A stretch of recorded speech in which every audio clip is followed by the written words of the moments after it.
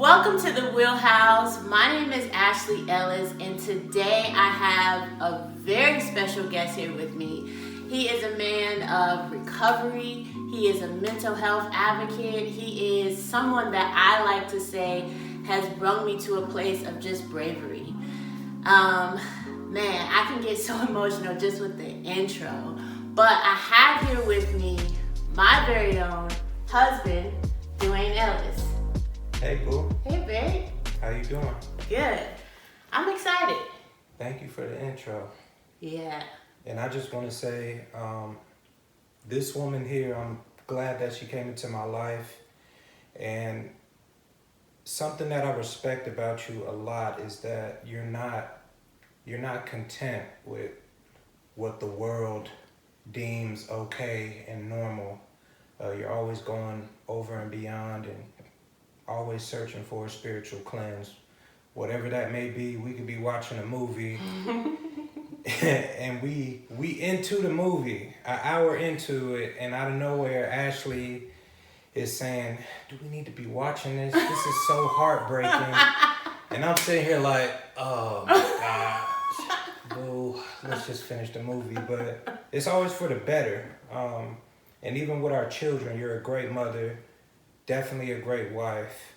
And another thing that I noticed that you do, is it would be so easy to just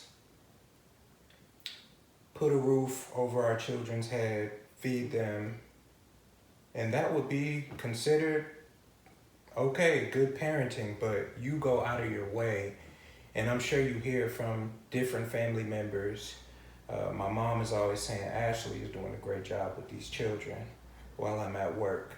And it's because you're trying to instill things into our children. We speak life over our children. You've made that that's something that we're going to be doing. Easily, our daughter could be labeled something else, but we went out of our way when we're speaking with other people, telling them that, this is a joyful girl. She's a happy girl. And if we didn't do that, she could easily be labeled at this age. She's only 2, y'all, but she could be labeled a brat. She could be labeled this, but we go out of our way. And it always happens when, you could be talking to your friend and telling them about this person that they've never met, but in their head, they're developing this image of this person before they even meet them.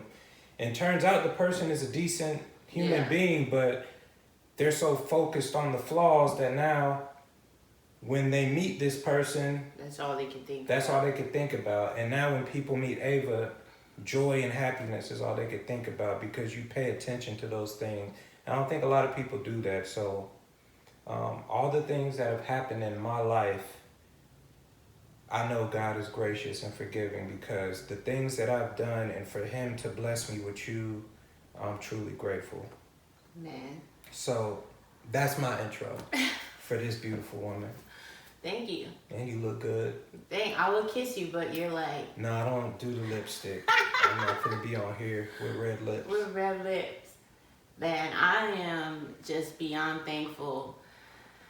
It was important to me that I had Dwayne on as my first guest so that you all knew the home that the Wheelhouse sits in.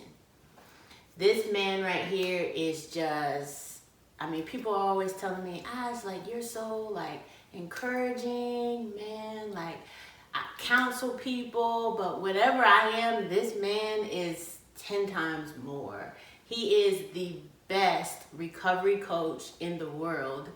I know it. I'm not even in recovery, but I can see him. I've literally watched this man shut down his whole Saturday just to drive someone to treatment.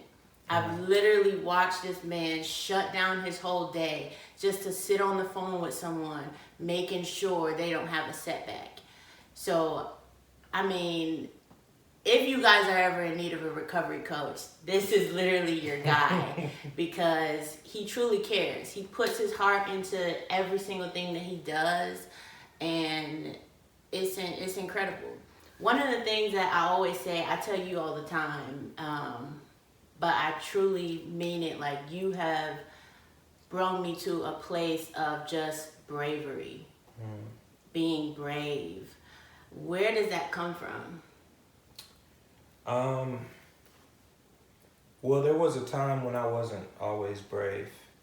And if I could just speak on my childhood for a little bit, but before I got introduced to public school, I was sheltered a little bit, right? So always at the house, and I feel like amongst my family in Georgia, where I grew up, I was deemed like the golden boy. Couldn't do no wrong. Super entitled, justified all my actions, no real accountability, only child, bit of a brat. So in my eyes, like, this world was mine. Y'all just living in it. So when I got introduced, when I got that reality check and went to public school, I found out at an early age that I wasn't this prince that I thought I was. This is not Camelot at all. I'm not the guy. Yeah. As a matter of fact, you're super dark skinned. You got a big nose. You got a lot of these flaws. And the funny thing is, this is stuff I already knew about myself. Yeah. But the difference is, I knew that physically I was still attractive. I was confident in that matter. I was outspoken at the house. But it was just something about other people saying it outside of my family, just to know that somebody thought different. I ain't never dealt with no criticism. So when I heard that criticism, I made that my identity. And that's when I got into that shell. And I didn't really know how to adapt. So what I did is I figured out that I needed to be accepted, but I needed to be accepted for who I wasn't. All the things that I saw that were cool, that's what I needed to be doing. I wasn't good with confrontation. So instead of dealing with confrontation, I was the class clown. That made everybody like me. I was on everybody's good side as long as I could just make sure that everybody laughed and didn't have no type of ill will or feel a threat towards me, coming from me. So as far as bravery, I didn't get that until I got into recovery. So it was a lot in between that, but bravery eventually came from just being able to be accepted for who I was. And then I became more confident. That's when I found out I had a voice, when I was in recovery. And once I found my voice, I knew that I could advocate for myself and accomplish whatever I wanted to. And it just took another person that had went through what I went through, that I saw that had a voice. It was doing so well in life, spiritually, mentally, physically, emotionally. When I adapted that, that's when the bravery came into place, and you couldn't tell me nothing. So it came from me accepting who I am, what God put me on this earth for. That's when the bravery came into place. And after that, you couldn't tell me nothing. But there was a long period of time where I just operated on fear. So the bravery is, we just 9 years into it, as long as I've been in recovery. Yeah. Man, just 9 years, it feels like a lifetime, because you are probably, it's funny because you're very outspoken. Yeah. Now. But you're someone, like, if there's a little bit of offense, we're talking about it. Like, you are like, no, we're talking about it. But that helps me to spot check, as you would say. Yeah. Because I'm not used to that. I'm used to feeling an offense and like holding it in and letting it fester. Now I got a resentment against you. Now it's carrying on days, weeks, months, maybe even a year. Who knows? Yeah. But you're teaching me to, like, no, spot check. We got to spot check, because if we hold on to it, Well, for me, if I hold on to it, dope start to sound like a good idea. I can't hold on to too much. So if something's going on, I got to talk about it. Yeah. And this doesn't necessarily mean I always got to talk to the offender about it. That's irritating. And that's a lot of work on yourself. And I don't believe, people should be responsible about how you feel. So you don't always have to go to the offender.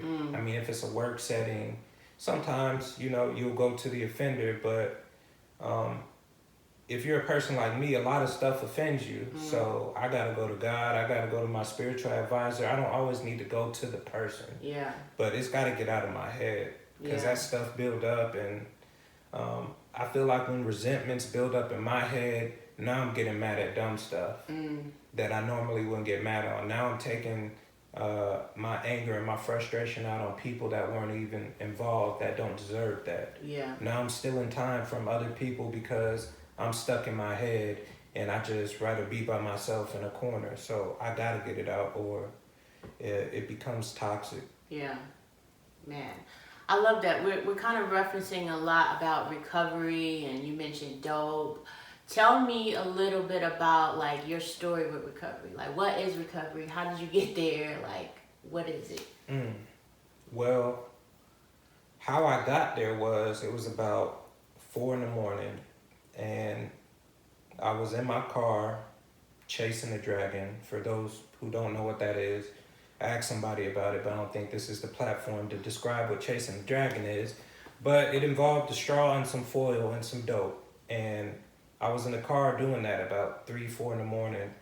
And I know this now, so I'll speak for my mom since she's not here, but my mom heard from God, and God told her, wake up, go in your child's room and look out the window. Told her what window to look out. She looked out that window and she saw me in the driveway smoking heroin. And she didn't know what it was, but what she did know is that it wasn't weed. In her head, all her son did was drink a little bit and he smoked weed. That's what she knew. So the next day she confronted me about it, and she was like, what were you doing in that car? I know it wasn't weed. Tell me what's going on.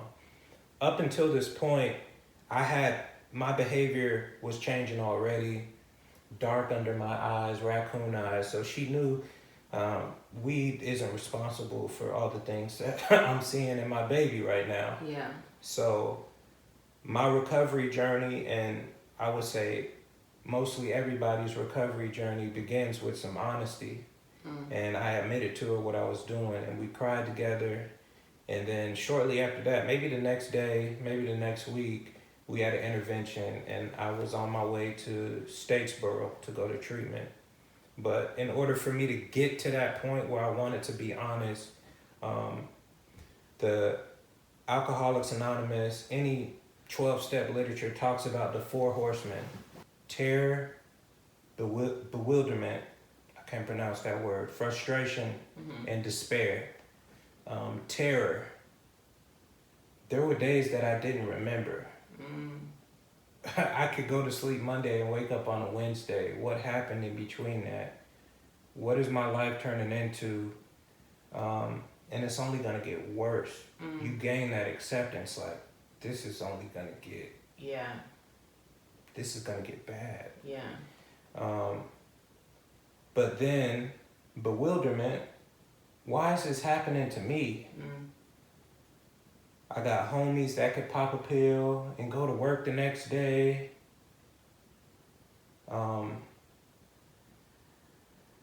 They could just live their life, go out, social environments, all of this stuff. They could put it down for weeks, months. It could be every so often when they go to a party, they drink or pop a few pills and they're good. But why with me is it a necessity? Why do I have to use this to wake up? Why do I have to use this before I brush my teeth? Why me? That's the bewilderment. Yeah. Just truly confused. And then frustration, I've tried to stop. There's been plenty of moments, and people that are in addiction or in recovery can probably relate to this, but there's so many God moments, what I call them, but I'll be in the mirror crying like, this is my last time. Yeah. And I would have a little corner left, and I would be like, I'm done with this, I promise. Flush it down the toilet. Go to sleep, wake up at 6 a.m. Dope, man, you good? Yeah. Going down the street to get some more dope. And it was just frustrating because it's like, in my mind, like, I'm serious, like, I'm really about to stop this time. Okay. I'm doing this for my parents. Didn't work. I'm doing this for the job. Yeah. Didn't work. Yeah. Never once did I do it for myself, though. And I don't believe anybody can sustain long-term recovery if they're not doing it for themselves eventually. It's good to have that motivation at the beginning from outside sources or your children, whatever you want to do it for, but eventually it's got to be for you. So I was just frustrated as to why I couldn't shake this. And then the last of the four horsemen is despair. That's hopelessness. And experiencing those four horsemen led me to be honest with my mom and started my recovery journey. Recovery for me is being able to not take any mind-altering or mood-altering drugs to change the way I feel. And I can live a life worth living today. That's what recovery is for me. Just being able, as 12-step literature says, dealing with life on life's terms. Accepting that I have a whole bunch of emotions and it's okay. If I'm mad, it's okay for me to be mad. That don't mean I have to act out mad. Yeah. That's when coping skills come into play. Yeah.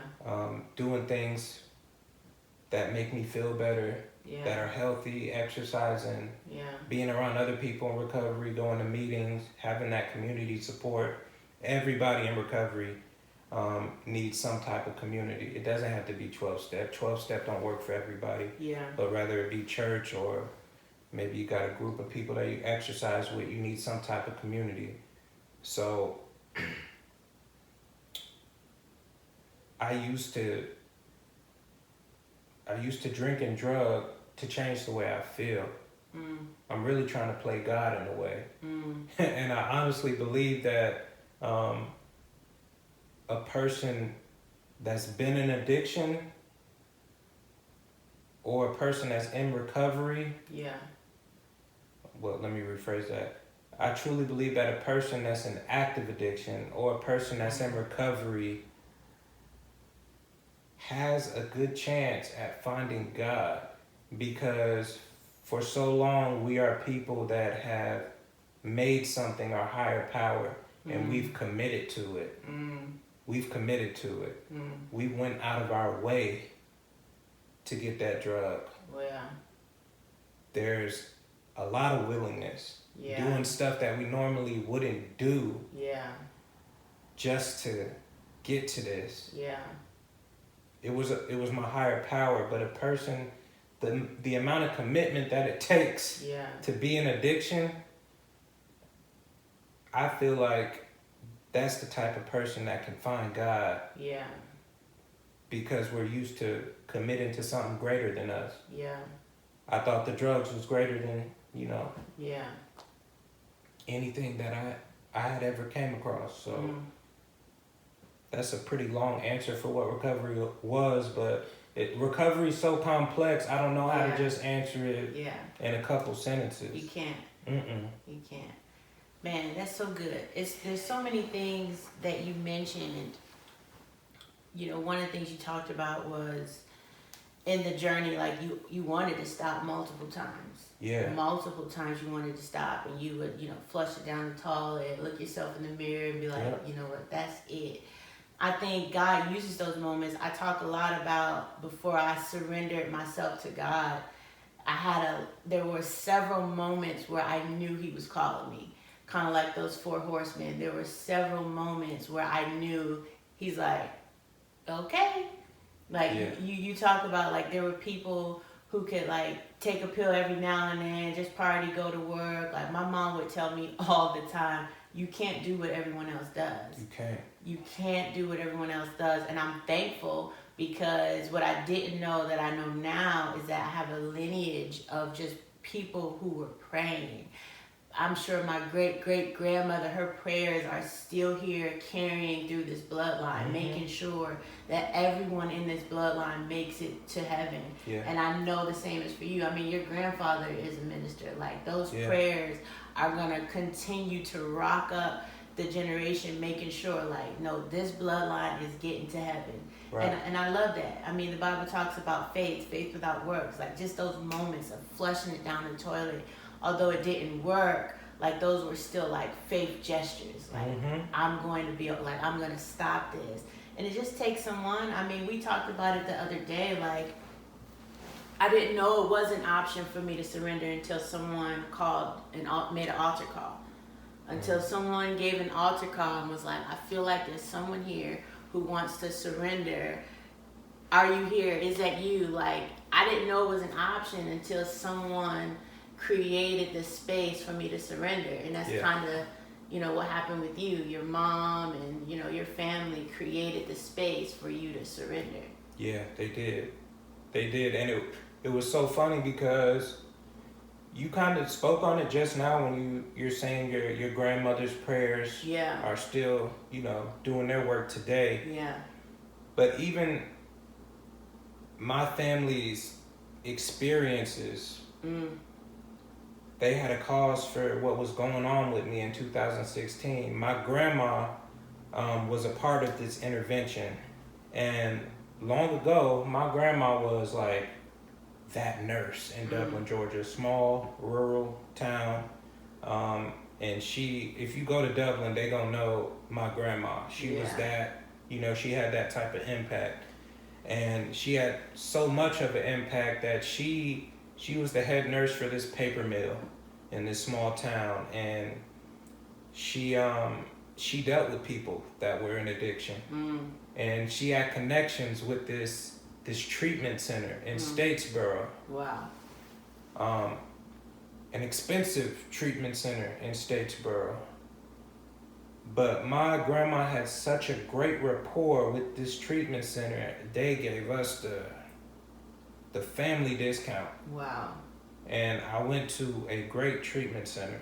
Wow. And it's just because of her works. All this time gone by, but what she did back then served its purpose for me. Wow. And I was able to go to a good treatment center. Wow. Where I was introduced to 12 steps, and the rest is history. Wow.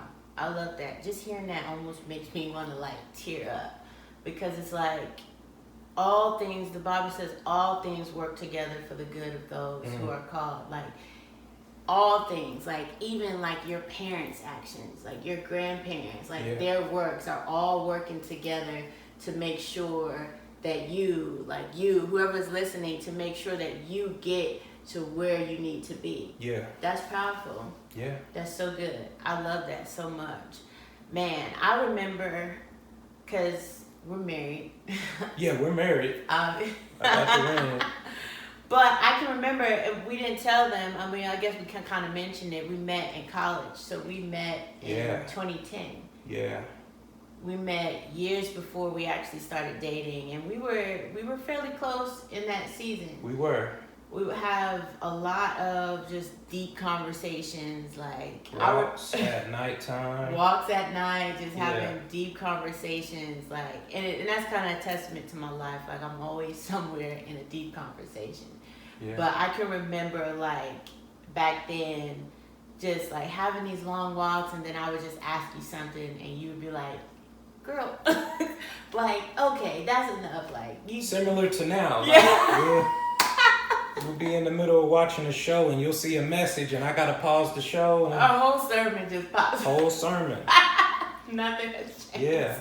Nothing has changed. But I can remember, asking you stuff about like your family, your mom, your dad, and like I would hit like a nerve Talk to me a little bit about like your in-house family. Like, what was that like as a kid?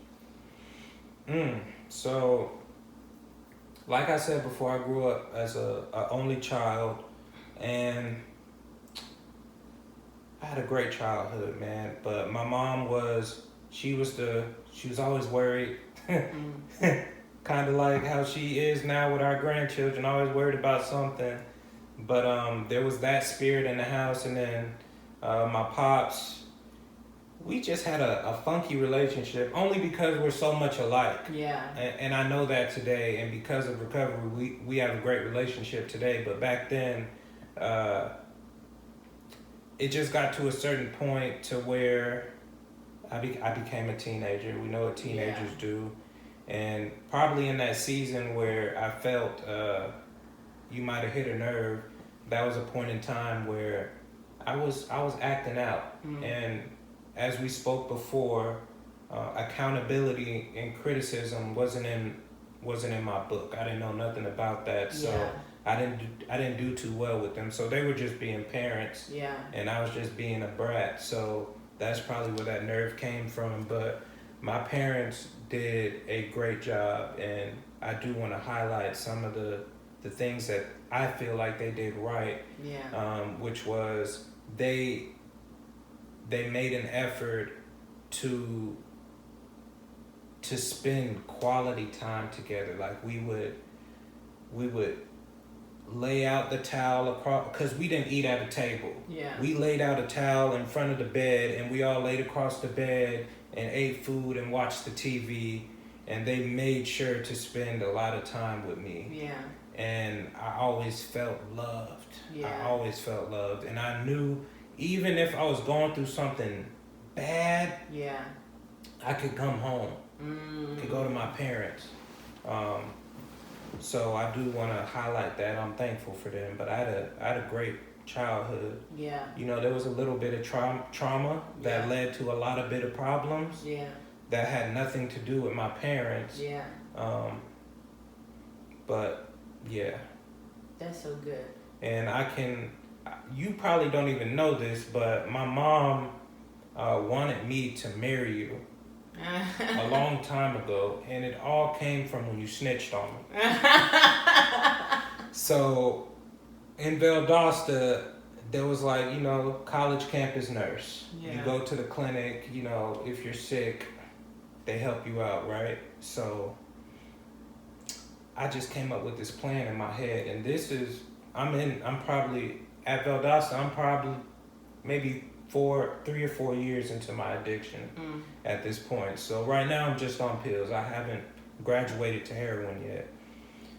And I was fiending for some pills. I needed to change the way I felt. This was a new environment. I didn't know how to adapt to it, so I wanted to rely on my higher power, which at that time was drugs. That was going to make me feel confident, make me feel better, give me everything that I needed to give me everything. Cancel that part out. It was going to give me everything that I needed or felt like I needed to get through this whole college experience. So I came up with this plan to fake a seizure in my room. And I had already had a cracked tooth from the night before, a night that I don't remember.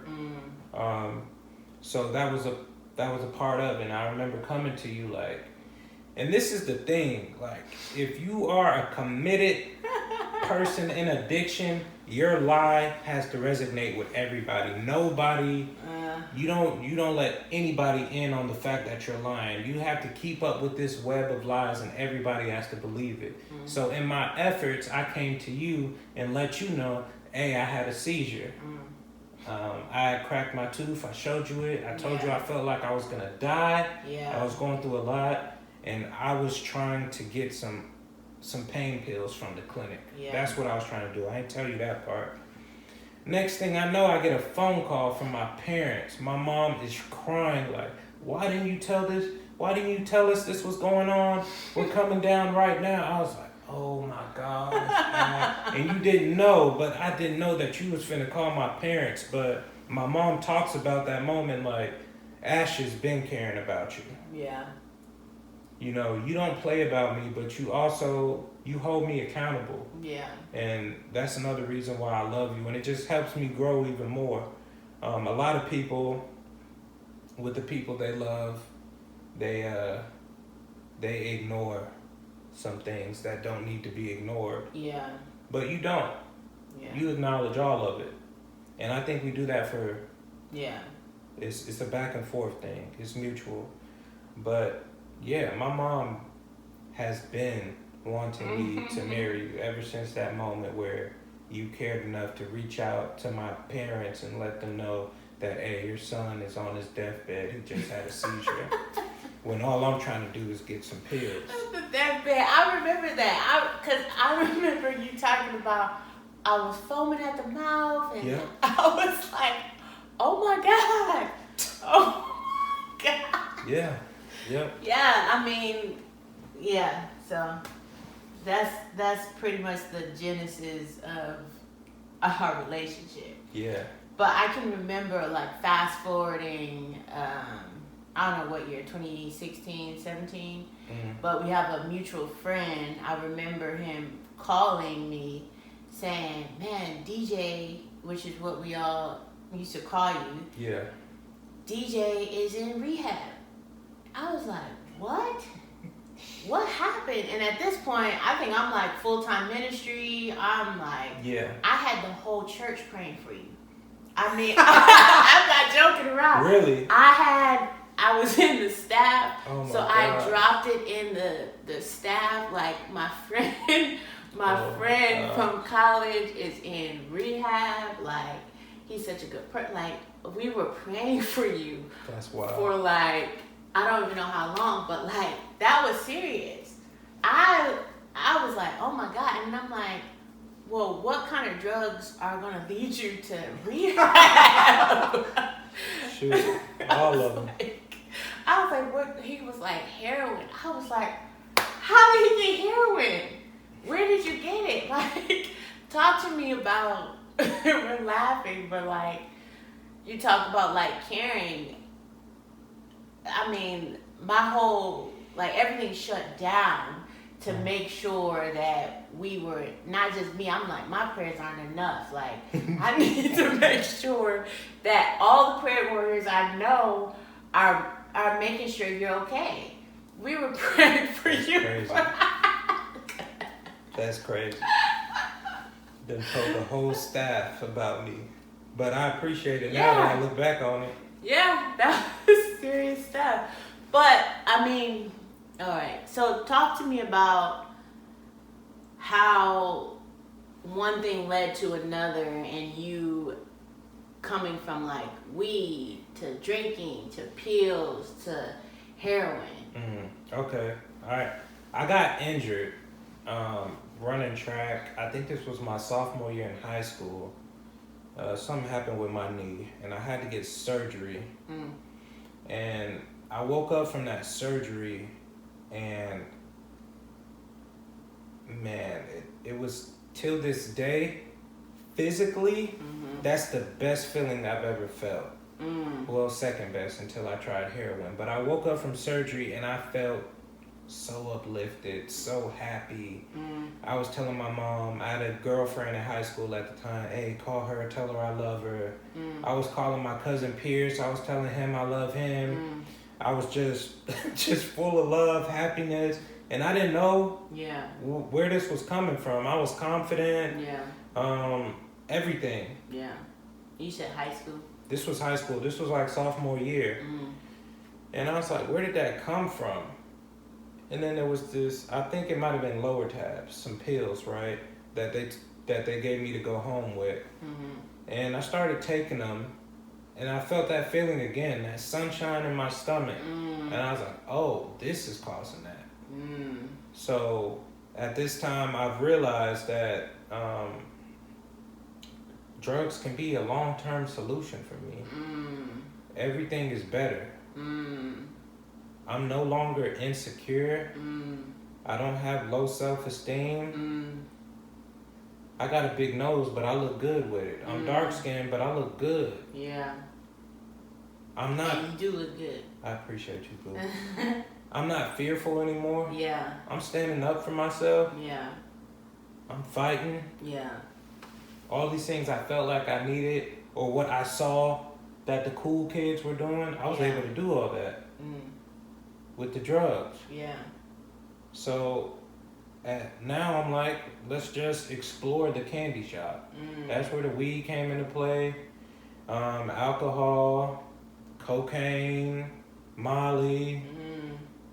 I did everything but crack and meth. Everything else I did, but I'm just shopping around at this time. You go in a clothing store, you shop around, you look around, but that's the shirt you like the most. That's the outfit that you like. Yeah. And for me, that outfit was opiates. Like, that was my thing. Yeah.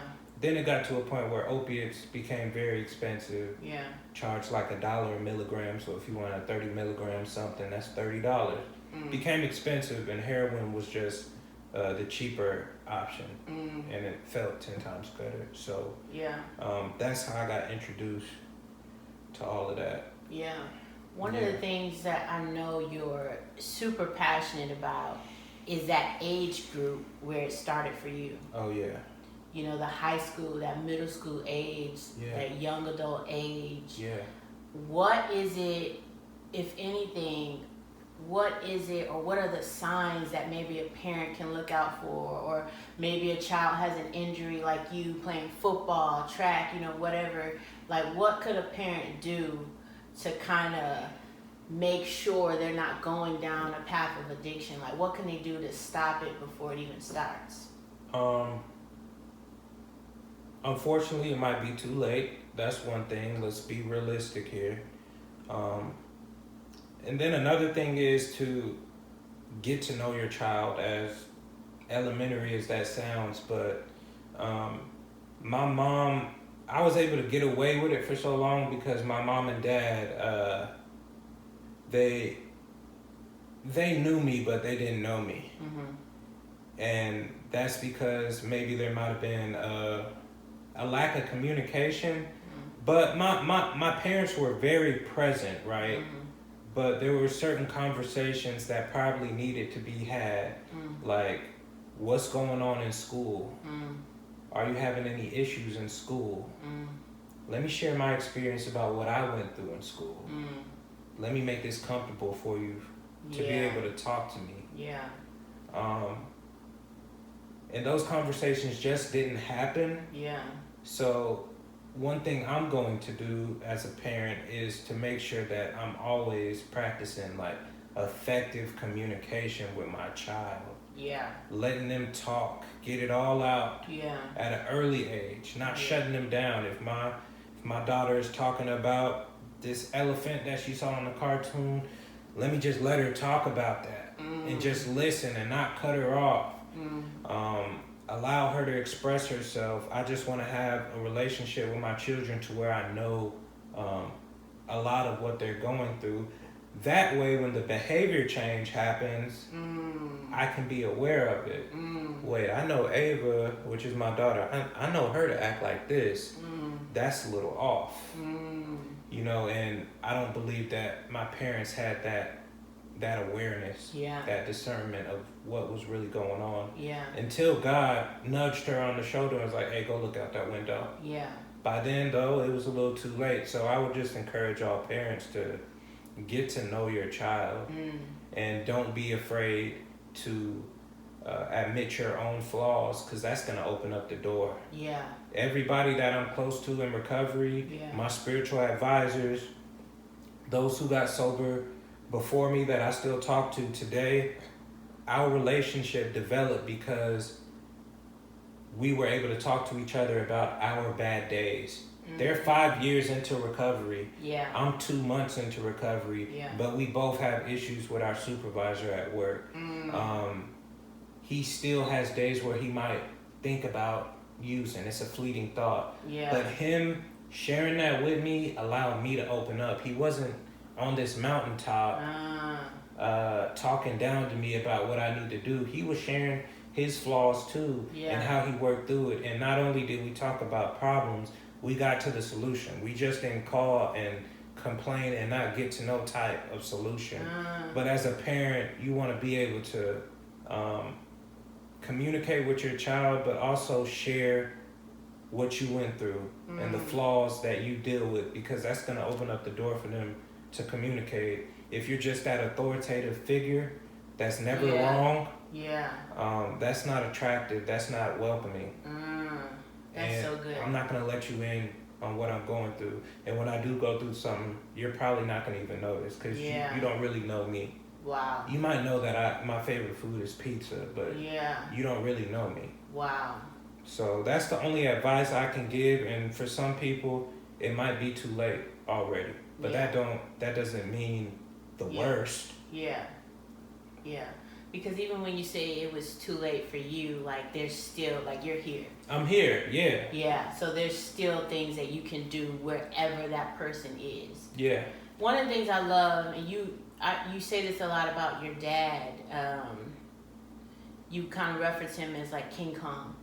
You didn't know he was the good guy until later on. Yeah, Godzilla. Yeah. You didn't know he was the good guy until later on. And I love that, because it kind of ties into what you just said, like making sure your child knows that you're human, you're still flesh, like they can still touch you, even though you're the authority figure, like they know that this is a safe space. Yeah. That's something that I think every kid, every parent can relate to, because I kind of have the same thing where I didn't talk to my parents. My parents didn't know the ins and outs of me. I don't know if they knew my favorite color. I mean, it was changing so much. I like purple, I like yellow, like it was changing so much. Like I don't know how much of like me they knew. Yeah. Like I would cry myself to sleep often. Did they know I was in the next room? You know, like I think creating that space where your child is able to really come to you is so important. Yeah. Because I mean, for you it was drugs. For me, it might have been like molestation. Like things are happening on it, being bullied at school. Like things are happening in a child's life every single day that they're going in their bed meditating on. Yeah. Like literally meditating on. And if you're able to just have a conversation and interrupt that thought, man. Yeah. And the reason I say it's too late too, because it is complex. It's another thing that's complex, and it starts at an early age. And if you don't establish that young with your child, that type of relationship, you're going to have to cut corners and take shortcuts to get to what they're going through. Yeah. And that can be detrimental. You can be frustrated with them, like, what's really going on with you? You can have a lack of understanding, like, why are you doing these? Why are you doing this? Why are you doing that? And that type of, for me, when somebody told me to stop doing something, it just makes me run harder. Or shut down. So that's the reason why I say it might be late for a lot of people, but there's still hope. Yeah. But for those new parents, or those parents that have younger children, start now. Build that relationship now, because I mean, life just lives. You know, life be life, and then you don't know what door the enemy is going to try to get in. So just making sure that you have a soldier at every door. Your presence is at every door of your child's life is really a big deal. Man, I think that's so good. Yeah. That's so good. Talk to me about, like, what the transition has been like outside of like 12-step and, you know, the recovery world that you're in. Now you're a husband, a father, like how has that transition been on this side of reality? Well, again, it starts at the beginning of my recovery. Everything that I established at the beginning. Being in a halfway house with 20 dudes, it was so strict. Going to 3 or 4 meetings a day. We would go play basketball. We developed our recovery capital in that halfway house. Mm. And it was a bubble. This bubble, and for those who don't know what a halfway house is, it's long-term treatment. House full of, you got other dudes in there that are trying to get sober. But the one I went to in particular was super strict. And it allowed me to build my recovery capital, but it was a bubble. And within this bubble, it's just preparing you for life outside of this bubble. Within that bubble, it's 20 dudes, different personalities, right? So if I can learn how to communicate and have healthy conflict with this person, nobody out there is going to have a shot at me. I'm not going to blow up on that person or do something to that person. I'm going to know how to deal with it effectively. But to your question, I believe everything I did at the beginning of my recovery journey has prepared me to spend more time with the family, with my wife, with my kids. I may not have time to do certain things, but I have a long list of recovery capital that I've developed. Similar to financial capital, you just don't got all your money in one thing. You have your job, you got liquid, all this furniture that we own is worth something. Sweat equity, all the upgrades that we've done to the house, your investments, all of that stuff makes up your financial capital. So maybe if you have a difficulty, that's good. It's not just one stream of income that you have other things that can help you when you're going through a financial difficulty. So when I'm going through a difficulty, I have more than just going to 12-step meeting.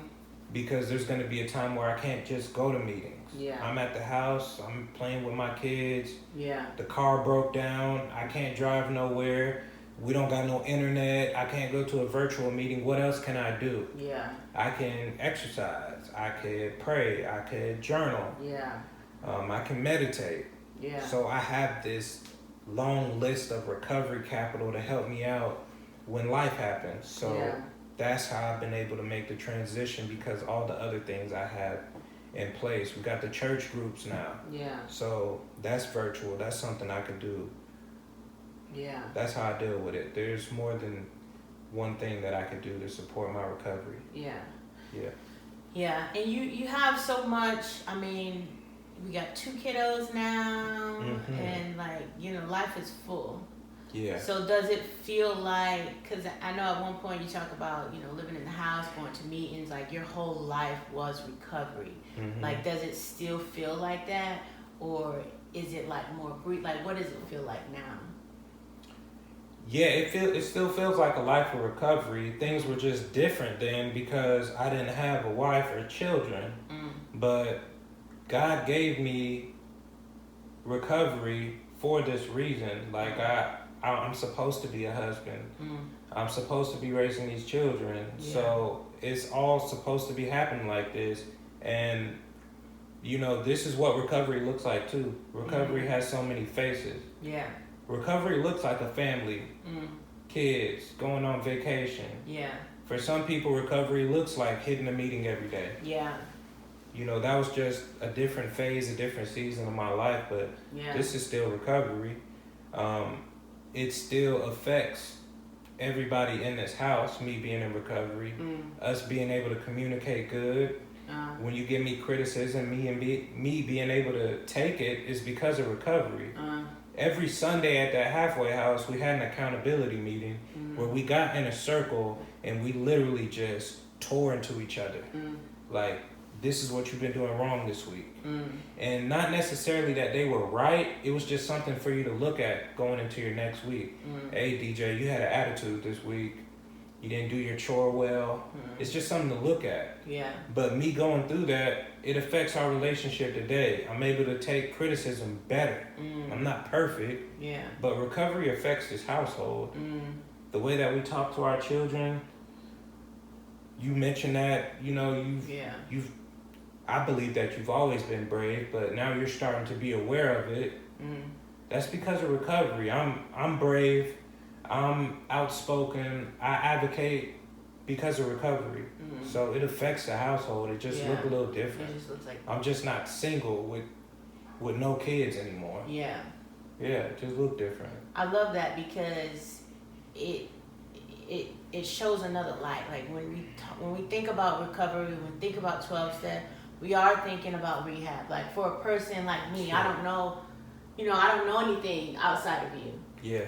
So for the average person, maybe the person who's struggling with an addiction now, they're only thinking like rehab. They're only thinking 12-step. But to see the other side, it kind of opens up the floor to like surrender, man. Yeah. Like what would you say to someone who's like in active addiction right now? Like what would you say to kind of give them that push over to just surrender?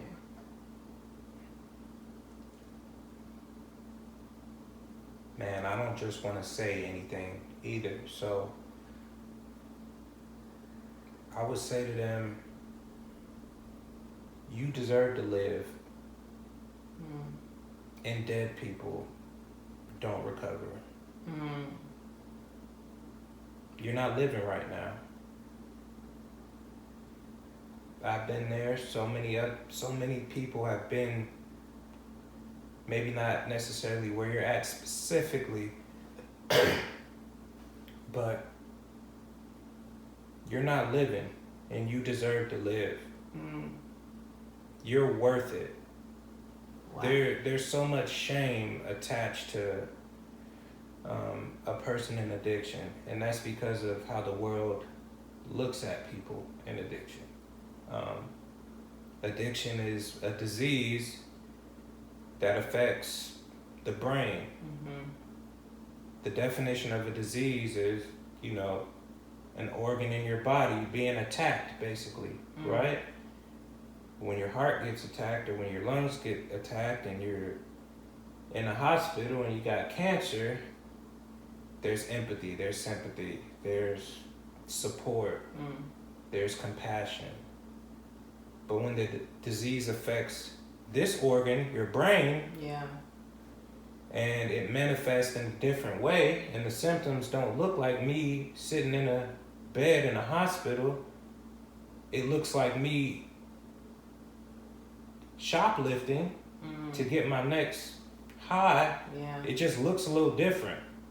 So there's a lot of shame. There's a lot of stigma attached to a person in addiction, so they can be just all the time and feel bad. But to that person, you deserve to live, man, or woman.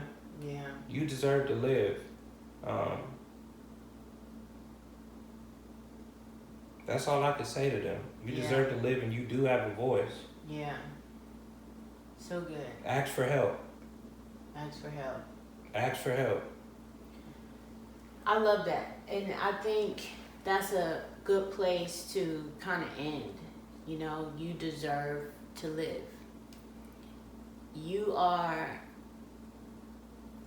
the best recovery coach I've ever encountered. And we can just drop the recovery, like the best coach I've ever met. Coaches kind of fall in the realm of therapists, counselors, like it's kind of all of that in one under coach. And you do that for me every single day. I remember going to therapy and then coming to you like right after. And I'm like, listen, I don't know what she was talking about. But like there's some people who, go to school, they get the degree and they're just doing it to make money off of it. They're not really good at it. They don't really have a heart for it. They don't really have the experience behind it. But you have all of that. And I just want, like, we have DwayneSpeaks.com. Dwayne Speaks. So what I'm starting now in this new season, I'm going to be speaking at different schools, because for me, that's when it happened. That's when your brain isn't even fully developed. And what's being attacked when you're in addiction, your brain. That's, as a disease, that's the organ that affects is your brain. And that is a pivotal point of a person's life. And that's when it started for me. So I want to speak at, I'm going, not I want. she helps me with the way I say my words. I'm going to be speaking, and I already have spoken at colleges and high schools. I'm bringing awareness to addiction, recovery messaging, different risk factors, and I'm just sharing different parts of my testimony, hopefully to help at least one person. Yeah. So that's what I'm going to be doing. You could go to DwayneSpeaks.com. If you scroll to the bottom, there's different boxes. Just fill in all the fields. And there's a place where you can attach a file with more details about the event. And we'll reach out. Yeah. Me and my team. That's my team. So good. Thank you for coming on. Thank you, boo. That was a great story to be told. Love you, man.